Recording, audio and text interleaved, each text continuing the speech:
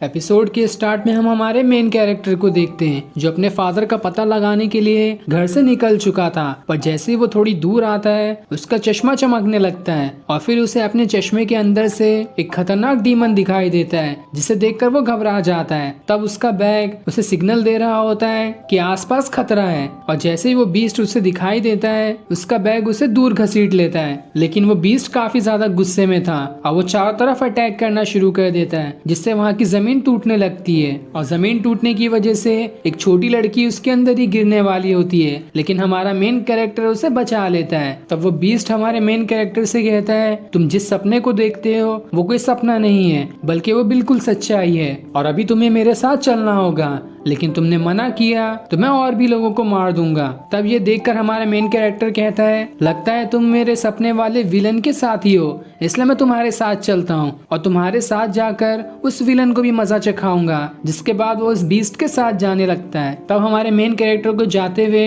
एक लड़की देख रही होती है जो उससे कहती है तुमने तो लोगों को बचाने के लिए अपनी जान खतरे में डाल दी, तुम ही अगला हीरो बनने वाले हो। इधर हमारा मेन कैरेक्टर उस बीस्ट का पीछा कर रहा होता है जहाँ वो बीस्ट हवा में उड़ते हुए आगे बढ़ रहा होता है, लेकिन तभी अचानक से हमारे मेन कैरेक्टर का बैग चमकने लगता है और उसके अंदर से सारी पावर्स निकलकर हमारे मेन कैरेक्टर के अंदर जाने लगती है, जिस वजह से उसकी बॉडी एकदम ज्यादा लाइट वेट हो जाती है और वो भी उड़ते हुए आसानी से उस बीस्ट का पीछा करने लगता है। तब वो बीस्ट एक घर के अंदर चला जाता है, इसलिए हमारा मेन कैरेक्टर भी उसके अंदर जाता है जो घर नहीं किसी मिस्टीरियस जगह का पोर्टल था। और उसके अंदर जाते ही हमारा मेन कैरेक्टर और किसी खतरनाक और मिस्टीरियस महल के अंदर पहुंच जाता है। तभी उसे किसी लड़की की आवाज आती है जो उससे कहती है क्या तुमने अपनी पावर्स को एक्टिवेट कर लिया है? अगर ऐसा नहीं है तो तुम जल्दी मारे जा सकते हो। तभी हमारे मेन कैरेक्टर को सामने एक और पोर्टल दिखाई देता है और जैसे ही वो उस पोर्टल के बाहर आता है वो असली दुनिया में आ जाता है जहाँ वो रहा करता था। तभी उसके सामने एक कार्ड आता है जो कार्ड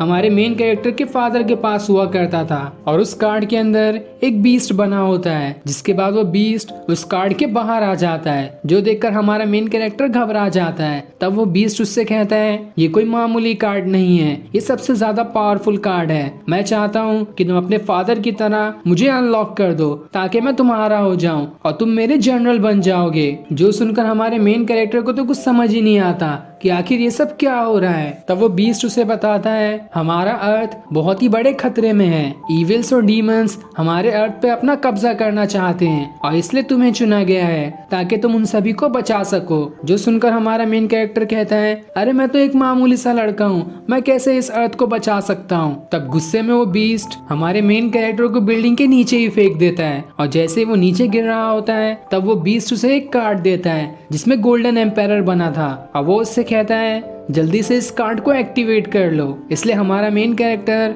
उस कार्ड को एक्टिवेट करता है और जैसे ही वो कार्ड एक्टिवेट होता है जिस गोल्डन वॉरियर को हमने एपिसोड 1 की स्टार्ट में उस डीमन से लड़ते हुए देखा था वही वाला आर्मर हमारे मेन कैरेक्टर के पास आ जाता है। जिसके बाद वो वहां से जमीन पर गिर जाता है और उसकी पूरी बॉडी गोल्डन तरीके से चमक रही होती है। तब उसके सामने वो आर्मर आता है जो उससे कहता है ये तुम्हारी पावर्स को एक्टिवेट करने की शुरुआत है, तुम्हें इस बीस्ट से लड़ना होगा। जिसके बाद धीरे धीरे करके तुम्हारी पावर्स एक्टिवेट होगी और फिर तुम इतने ज्यादा पावरफुल हो जाओगे कि तुम आसानी से डीमंस को हरा सकते हो क्योंकि तुम्हें ही सिलेक्ट किया गया है इस अर्थ को बचाने के लिए। जिसके बाद वो बीस्ट अपने फॉग फॉर्मेशन को एक्टिवेट करने लगता है जिस वजह से चारों तरफ पॉइजनस धुआं फैल जाता है। जिसके बाद वो बीस्ट हमारे मेन कैरेक्टर के ऊपर अटैक कर देता है और फिर वो उससे कहता है क्या कर रहे हो तुमने तो अभी कुछ भी नहीं किया, ऐसा ही रहा तो तुम आसानी से मर सकते हो। जिसके बाद वो दोबारा से उसके ऊपर अटैक करने वाला होता है। तब गोल्डन आर्मर हमारे मेन कैरेक्टर से कहता है तुम्हारी आंख के अंदर पावर्स हैं जो कि सन, मून, लाइट और वाटर से बनी है, उन सभी पावर्स का इस्तेमाल करते हुए उस बीस्ट के ऊपर अटैक करो। और जैसे ही हमारा मेन कैरेक्टर उस पावर्स को एक्टिवेट करता है वो बीस्ट हवा में उड़ते हुए दूर चला जाता है जो देखकर हमारे मेन कैरेक्टर को भी कुछ समझ नहीं आता कि आखिर ये सब क्या हो रहा है। तब वो बीस्ट अपने थंडर फ्लैश का यूज करता है और अपनी थंडर पावर का इस्तेमाल करते हुए उनकी तरफ अटैक करने लगता है। तब वो गोल्डन आर्मर हमारे मेन कैरेक्टर से कहता है, मैं तुम्हारे फादर का हुआ करता था, इसलिए मैं चाहता हूँ कि तुम मुझे अनलॉक करो, और जैसे ही तुम मुझे अनलॉक करोगे तुम्हारे पास मेरी सारी पावर्स आ जाएगी, जिससे तुम आसानी से इस बीस्ट से लड़ सकते हो। जो सुनकर हमारा मेन कैरेक्टर हैरान हो जाता है और उससे पूछता है, मुझे बताओ कि मैं तुम्हें कैसे अनलॉक कर सकता हूँ। लेकिन जब तक हमारा मेन कैरेक्टर अपनी पावर्स को एक्टिवेट करता, वो बीस्ट उस गोल्डन आर्मर के ऊपर अटैक कर देता है। तब वो गोल्डन आर्मर हमारे मेन कैरेक्टर से कहता है, जल्दी से उस कार्ड को उठा लो और मुझे अथॉरिटी दो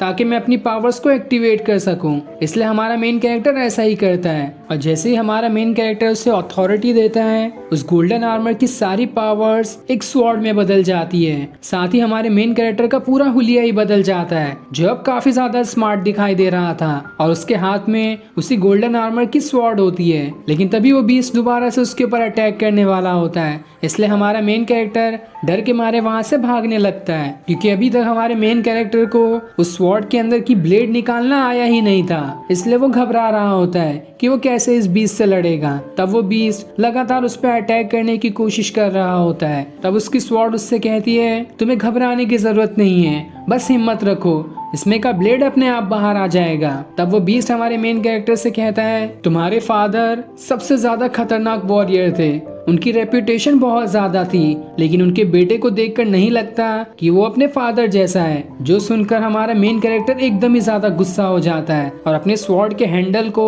हवा में उड़ा देता है, और जैसे ही वो दोबारा उस हैंडल को पकड़ता है, उसके अंदर से स्वॉर्ड की ब्लेड बाहर निकल आती है, जिसके बाद वो उस स्वॉर्ड की मदद से एक जोरदार अटैक उस बीस्ट के ऊपर कर देता है। और फिर देखते ही देखते उन दोनों के बीच घमासान लड़ाई शुरू हो जाती है। दोनों ही अपनी पावर्स की मदद से एक दूसरे पर अटैक कर रहे होते हैं। तब हमारा मेन कैरेक्टर कहता है, फादर मुझे इतनी पावर दो कि मैं इस बीस्ट को हरा सकूं। और जैसे ही वो ये कहकर उस बीस्ट पर अटैक करता है, इस बार वो बीस्ट दो टुकड़ों में बदल जाता है और उसकी एनर्जी चारों तरफ फैल जाती है।